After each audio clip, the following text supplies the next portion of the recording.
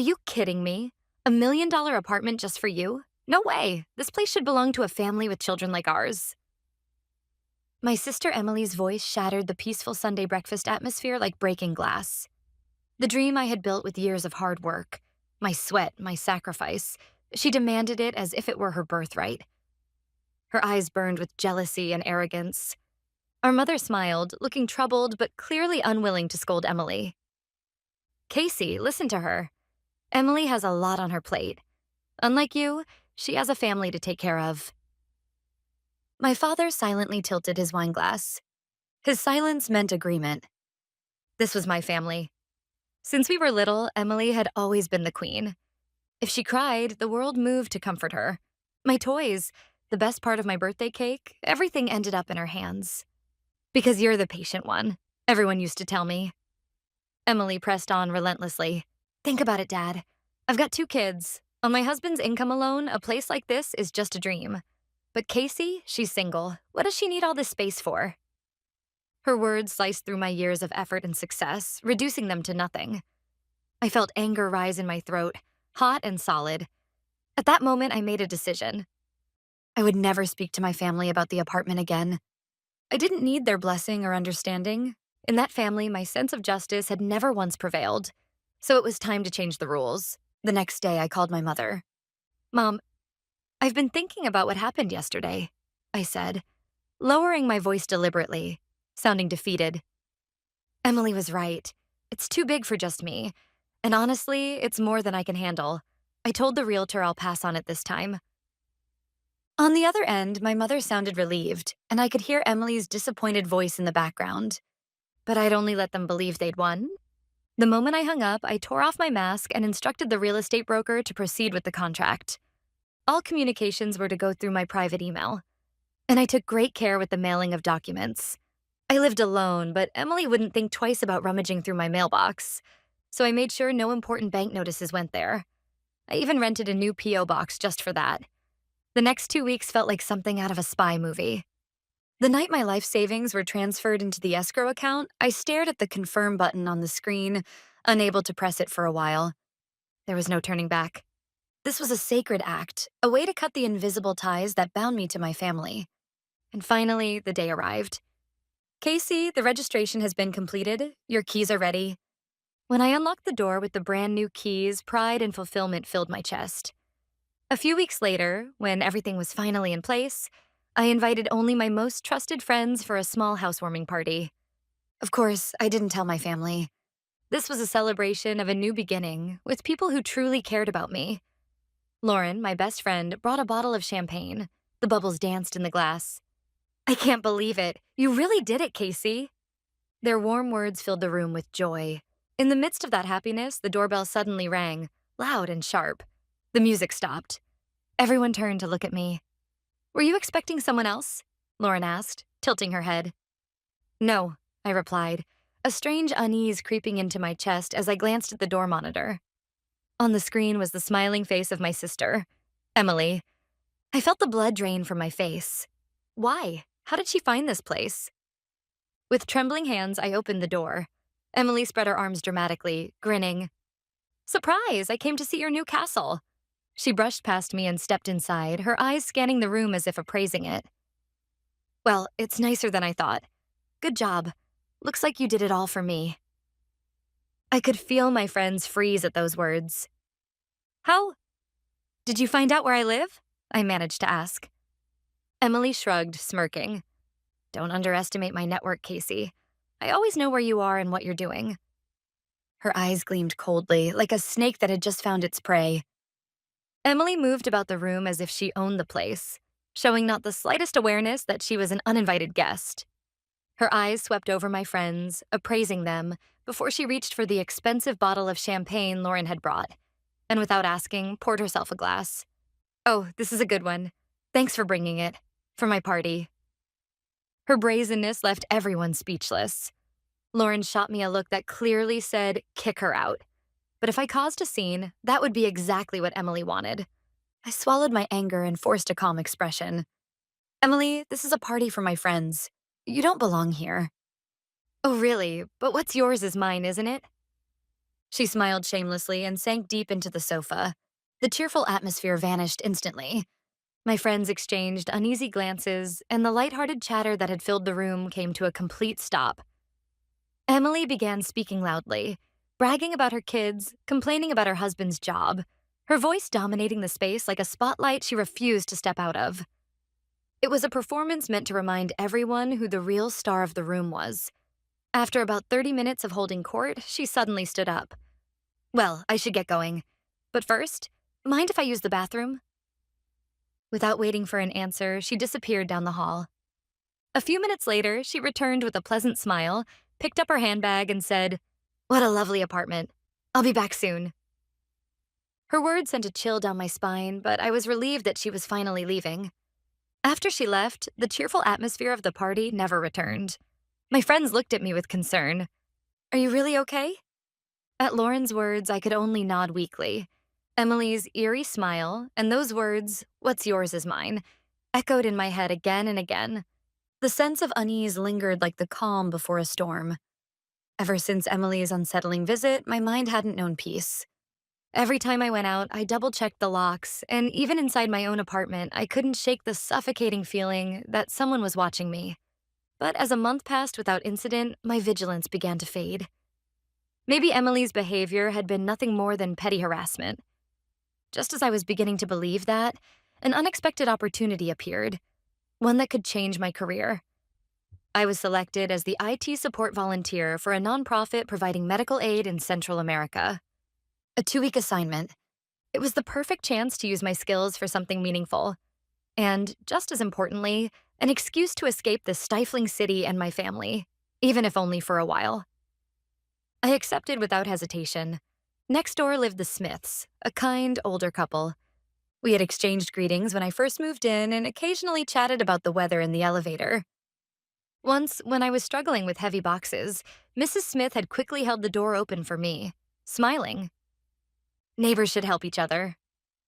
I was truly grateful, and that day we exchanged numbers as emergency contacts. But because of Emily, I didn't want anyone, especially family, to know I'd be away for 2 weeks. On the day of departure, I carefully checked every lock before leaving. From the backseat of the taxi to the airport, I looked up at the windows of my apartment. Just 2 weeks away.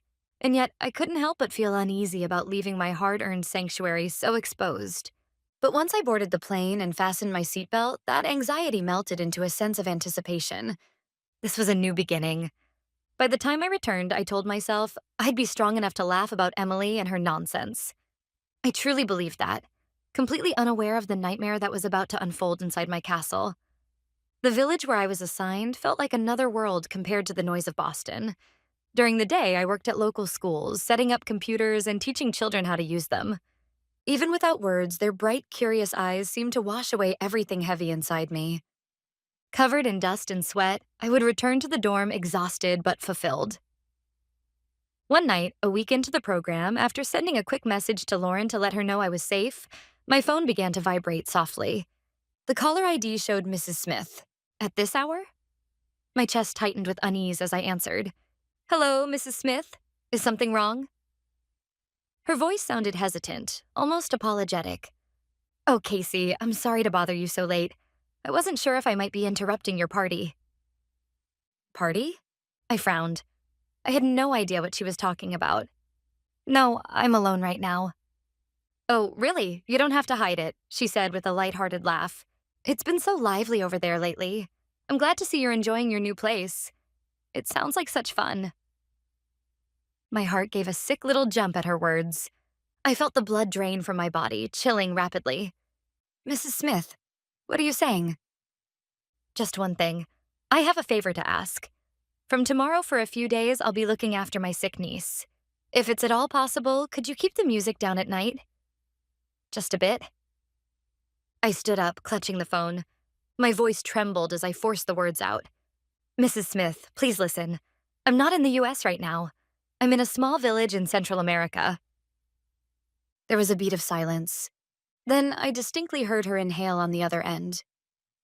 "What did you say? Then who has been throwing wild parties in your apartment every night?"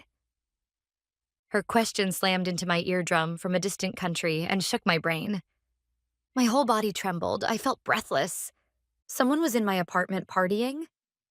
Impossible. I had locked every door. Who could have done this? Panic churned in my head, but one possibility rose up like something I most didn't want to see. Emily's creepy smile from that day. What's yours is mine, right? I gripped my phone with shaking fingers.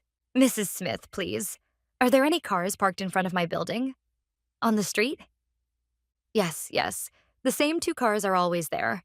Wait, let me check. I happen to have written them down. I'll read them to you. Mrs. Smith's voice had now fully shifted into that of an ally. She read two license plate numbers.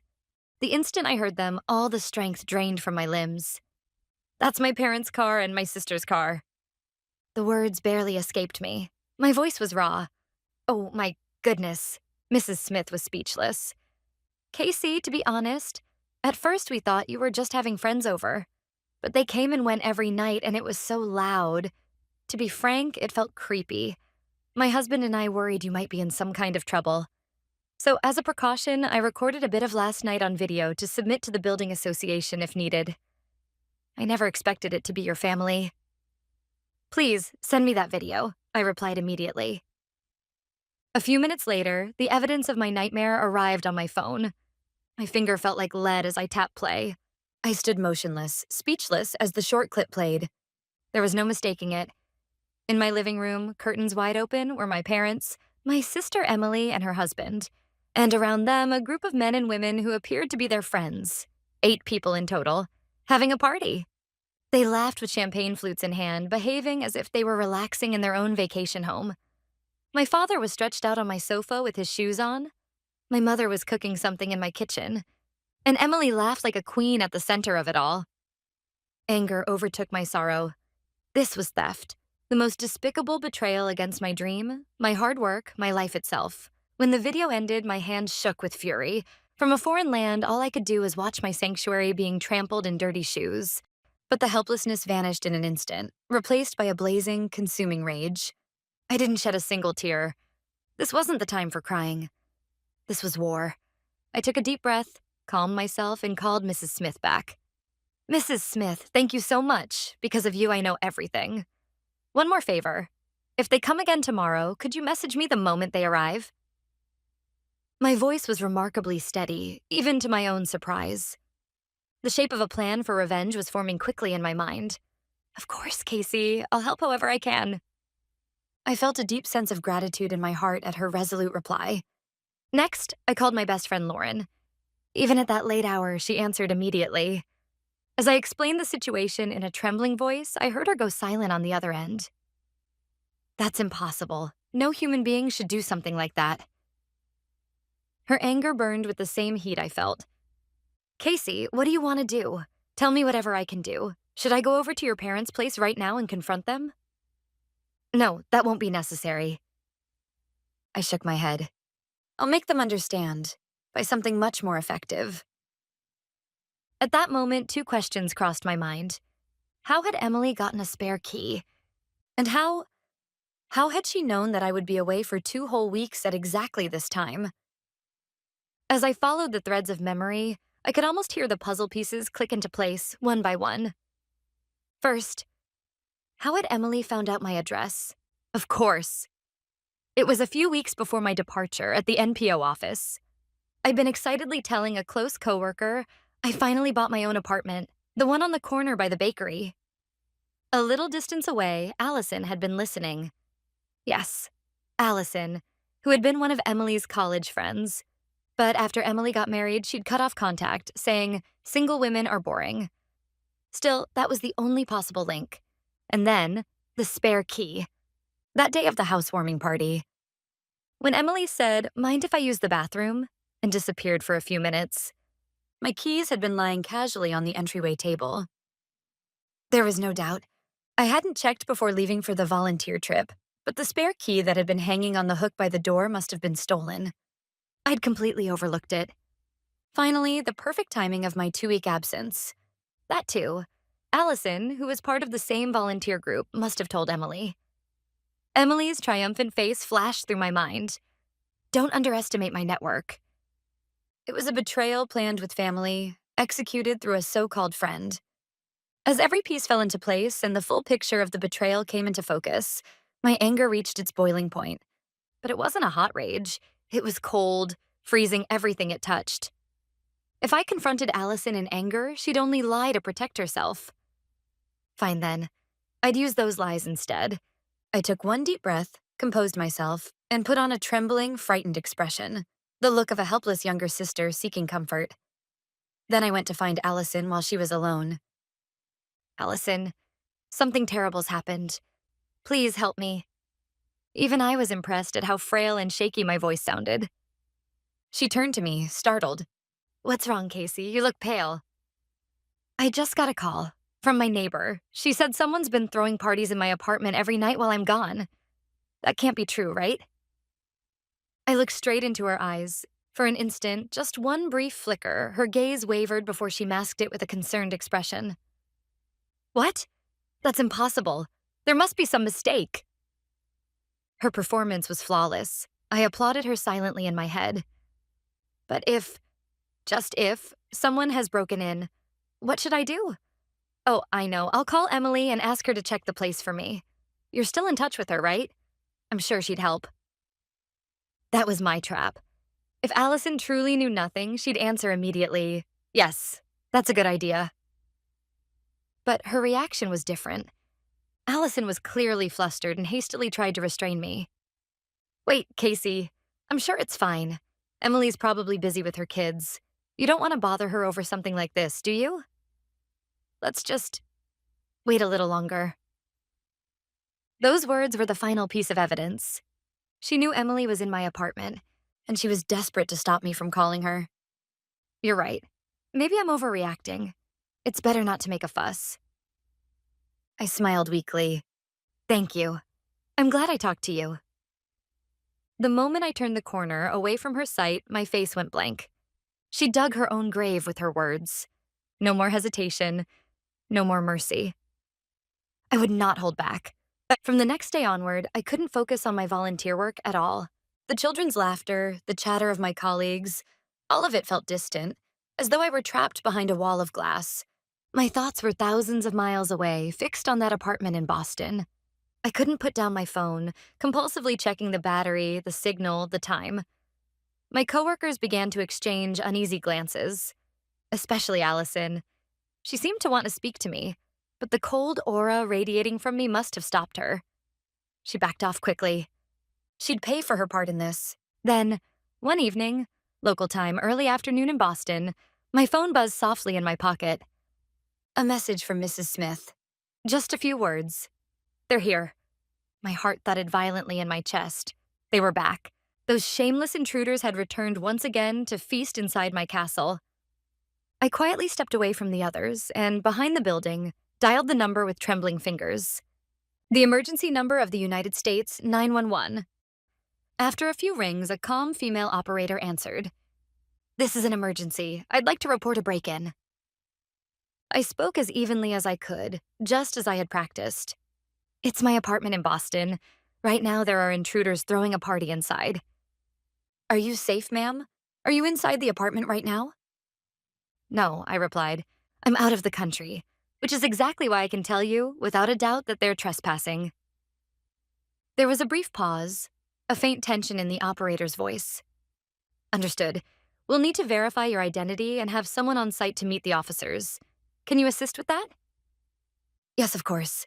I answered immediately, then began reciting every piece of information I had prepared in advance, smoothly and without hesitation. First, you can contact Mrs. Smith, my neighbor, as the on-site witness when the officers arrive. She knows the situation and is willing to cooperate.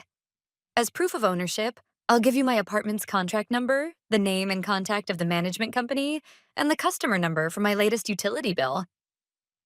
My voice remained astonishingly calm, even to myself. I provided every detail she asked for, and I could hear her rapidly typing the information into the system. Thank you, Casey. Your identity has been verified. We'll reach out to Mrs. Smith as well. Now, can you tell me more about the situation? How many intruders are there? Any sign they might be armed? According to Mrs. Smith's footage, there are at least 8 people. I can't confirm if they're armed, but they're in my home without permission, using my property as if it were their own. Anger crept into my voice despite my effort to suppress it. Understood. We're dispatching officers to the scene immediately. When the call ended, I placed a hand on the wall and exhaled deeply. The die had been cast. Time moved unbearably slow after the report. I sat in the hard chair at the volunteer center, staring blankly at my phone screen. What was happening in that Boston apartment? Could they hear the sirens yet? What kind of expressions would they make when the door was kicked open? The thought of it tightened my chest. Half anticipation, half dread. After what felt like 15 minutes, my phone began to vibrate repeatedly, flooding with notifications. Every message was from Mrs. Smith. The police are here. There are a lot of them. They're pounding on your door. I can hear shouting from inside. They're taking them out now. Then came another message, short with a single video attached. I filmed it from my window. Holding my breath, I pressed play. The footage, taken from a slightly elevated angle through Mrs. Smith's window, was shaky but clear enough. There was almost no sound, but the tension of the moment bled through the screen. The familiar front entrance of my apartment building glowed under the red and blue lights of several police cruisers, flashing steadily, almost ominously. The door opened, and one by one, the police led my family outside. My father's face was ashen. My mother was sobbing, covering her face with a handkerchief. And Emily, she looked stunned, staring blankly into space as if her world had collapsed. Beside her, my brother-in-law seemed to be struggling against the officers. The video ended. A new message followed right after. It was awful. Your brother-in-law was completely drunk. He shouted obscene things at a female officer and tried to touch her. They pinned him to the ground right there in the hallway. That single line captured the full ugliness of the scene. I kept watching, expressionless, until the screen went dark. Even then, I felt no joy, no satisfaction, only a strange, hollow stillness. Seeing them in handcuffs felt less like vengeance and more like witnessing the end of an era. A necessary ritual to close a chapter that had already rotted long ago. They had trampled my dream, my life, my hard-earned sanctuary. And so they were simply facing the consequences. That was all. For the rest of the volunteer program, I spoke only with my lawyer, calmly arranging the legal procedures. I ignored every attempt at contact from my family. I later learned they had posted bail and been released, but they had forfeited any right to reach me ever again. When the 2-week program ended and I finally landed back in Boston, the air felt a little lighter. I took a taxi straight to my fortress. Just to be safe, I had already arranged to have all the locks changed while I was abroad. And when I opened the door, the sight before me was exactly what I expected. Half-empty bottles, scattered snacks, countless footprints staining the floor. After the police investigation, they must have decided there was no obligation to clean up the scene. It was the evidence of how deeply they had defiled my sanctuary. Yet, strangely, I felt no anger. Silently, I opened every window, slipped on a pair of rubber gloves, and picked up a trash bag. One by one, I discarded the traces they had left behind.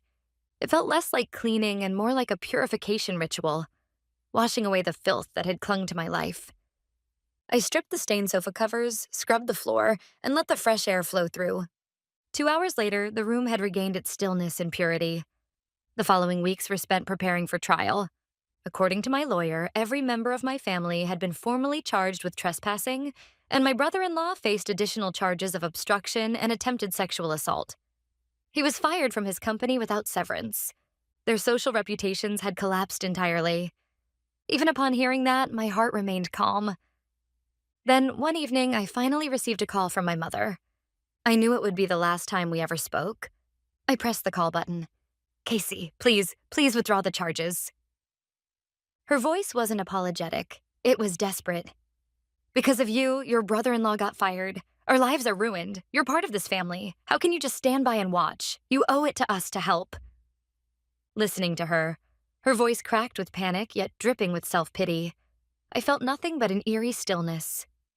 In the past, hearing that voice might have filled me with guilt and made me blame myself. But not anymore. Tu spoke quietly, yet with unwavering clarity. "Family, you dare to use that word? A real family doesn't trample on my dreams. A real family doesn't turn my home into their playground while I'm away. You're not family, you're thieves. On the other end, I heard her gasp. How can you say that? I raised you. I am grateful you raised me, but that doesn't give you the right to exploit me. I looked out the window. Not a single tear came. I worked for this. Every inch of it. I bled for it. I never took anything from you, yet you tried to take everything from me. I took a breath and spoke the final words that would close this story. Let me tell you something, Mom. $1 million. That's what it cost. Not just to buy this apartment, but to buy my freedom from all of you. And with that, I ended the call. I never answered their number again. As a result of the trial, they were all found guilty and sentenced with probation, along with hefty fines. I have no knowledge and no desire to know what became of them after losing their social credibility. I did not overlook Allison's betrayal either. I compiled all the evidence regarding Emily, our relationship, the timing of how she gained access to my information, and formally reported everything to the headquarters of the NGO. An organization built on trust could never allow such malicious behavior to go unpunished. She was immediately dismissed from the program and permanently banned from any future projects. Justice isn't only what's won in court. It's the act of cutting away every toxic tie that's poisoned your life. Calmly, completely, and without regret. Now, I sit in this apartment gazing at the quiet city lights. There are things I have lost. The illusion of a family bound by blood. But what I have gained is far greater than that. Peace that no one can threaten. The pride of standing on my own 2 feet. And true, unshakable freedom.